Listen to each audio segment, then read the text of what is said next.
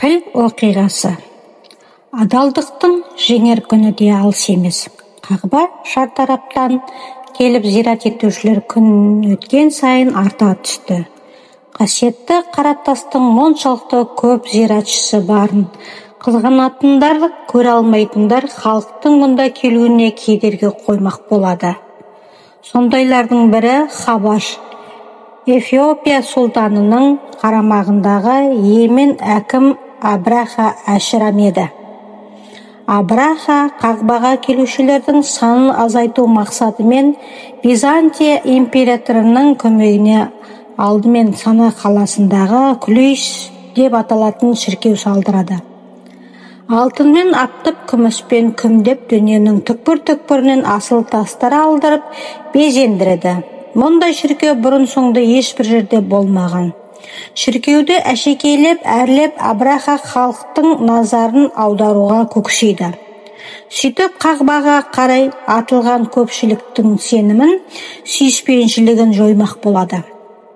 Шіркеу құрылысы аяқталған сәтте Абраха Хабаш билеушісінің марапатына ие болу мақсатымен оған былай деп хат жазады.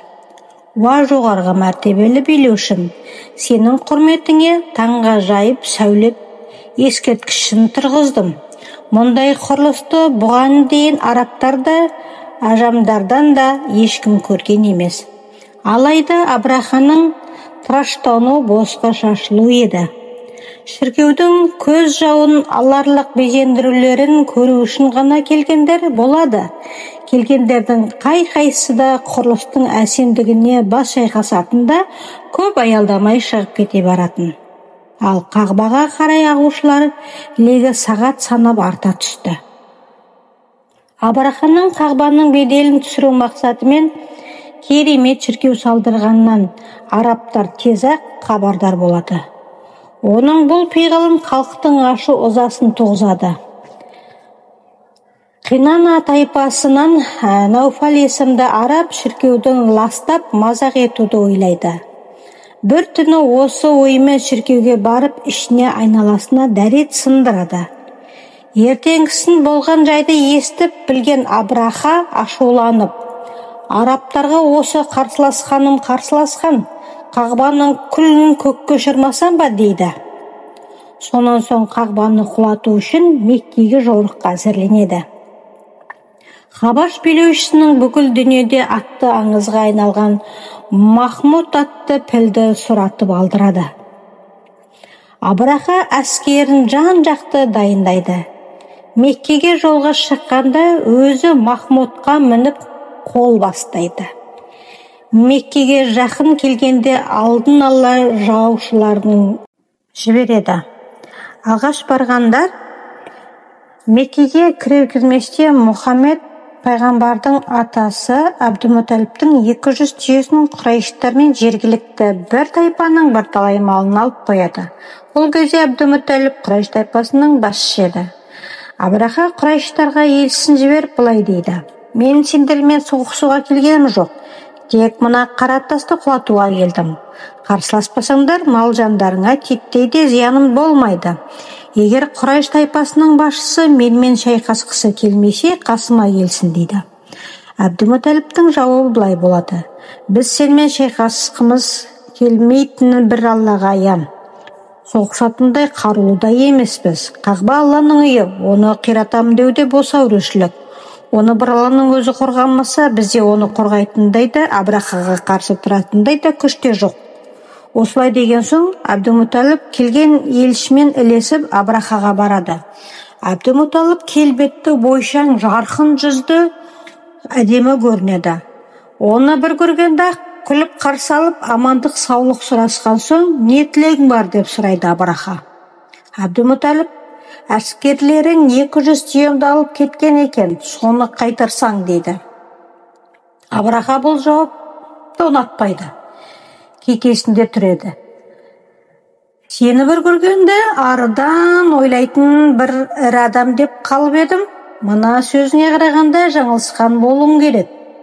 Мен ата-бабаңнан мирас болып келе жатқан құтты дүниені, Қағбаны қиратайын деп келсем, сен оны ысырып қойып 200 түйеңді түгендедің дейді. Әбдімұталип Абраханың зілді кекесініне мән берместен, мен өз түйелерімнің ғана иесімін. Қағбаның иесі құдіретті қорғаушысы бар. Әрине оны қорғап қалады дегенде Абраха ашуға мініп, маған қарсы келіп, оны ешкім де қорғай алмайды деп айқайлайды. Әбдімұталип бұл жолы да төк болмағандай, оған менің еш қатысым жоқ дейді тағы да.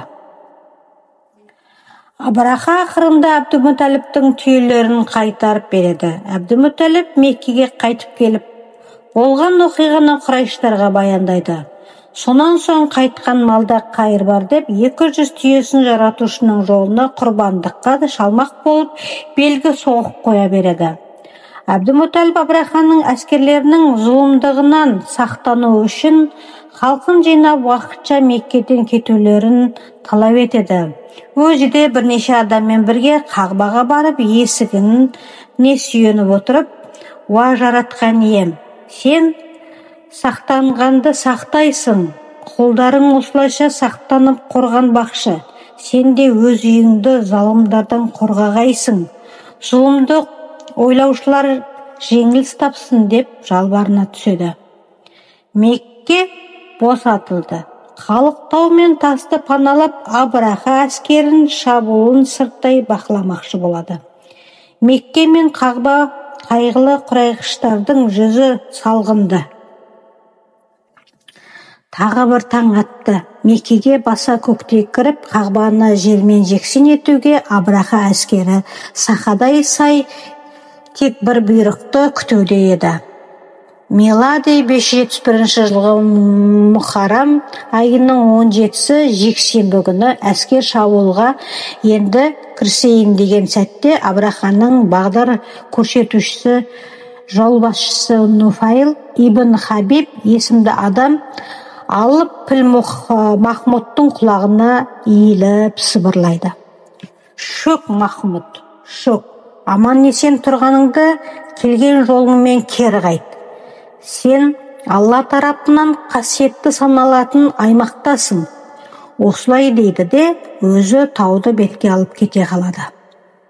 Нуфайлдың сөздерінен соң піл тұрған жерінде шөкті. Әскерлері оны қанша тұрғызбақ болса да орнынан жылжыта алмады. Йеменге бағыттап айдаса ештеңе болмағандай шабыттың піл Шамға қарай да, шығысқа қарай да қайқандай жөнеледі. Бірақ бетін Меккеге бұрғанда әл дәрмені біткендей шөгіп жата қалады. Ел жұрт бұл оқиға таң тамаша боп аңтарылып қалады. Дәл сол сәтте құдіретті күшті Алла тағала Әбабил деп аталатын құстарды топ-тобымен теңіз жақтан Абраха әскерінің үстіне ұшырып қоя береді. Тұрқы кішкене ғана түрі қарлығашқа ұқсайтын әбабилердің әрқайсысының аузында бір-бірден тістеген аяқтарының астында екі-екіден қыстырылған үлкендік бұршақтай тастар бар еді. Олар осы тастарды келген беттерінде әскерлердің үстіне жаудырып кеп жібереді. Тас дегендей сұлап түсіп өліп жатады. Әп сәтте не болған аңдамаған әскерлер айнала құлаған адамдар мен жануарларды көргенде бет алды қаша бастайды. Абраха да әрең дегенде құтылады. Алайда тас деген денесінің жарасын жына жазылмай, ақыры арманына жете алмай о дүниеге аттанады. Қағбаға шабуыл жасаудан бас тартқан үшін Махмуд атты піл де аман қалады. Алланың жазуымен абабилдер ұшып кеткен соң сол төңкеріске нөсер жаңбыр жаудырып, өліктер мен қалдықтарды жуып шайып әкетеді. Ұлы Раббымыз Құран кәрімнің піл сүресінде бұл оқиға жайында былай баяндайды. Раббыңның пілдермен келген әскерге не істегенін көрмедің бе? Олардың айла малдарын төкке тұрғысыз етіп, іске асырмай тастамады ма? Төбелеріне топ-тобымен әбабил құстарын жіберді. Оларға піскен топырақтан тас жаудырды. Ақырында олар құрт жеп, шұрық тесік болған егістік жапырақтарындай қылды. Піл сүресі 1-ден 5-ке дейінгі аяттар. Бұл оқиға ардақты пайғамбарлығының бір дәлелі. Әлбетте, Алла Тағала рахымы мен хикметі арқылы Хабибінің, яғни ең сүйікті құлы Әзірет Мұхаммед саллаллаху алейхи уассаламның құрметі үшін қасиетті мекенді Абраха әскеріне таптатпасы айтпаса да түсінікті.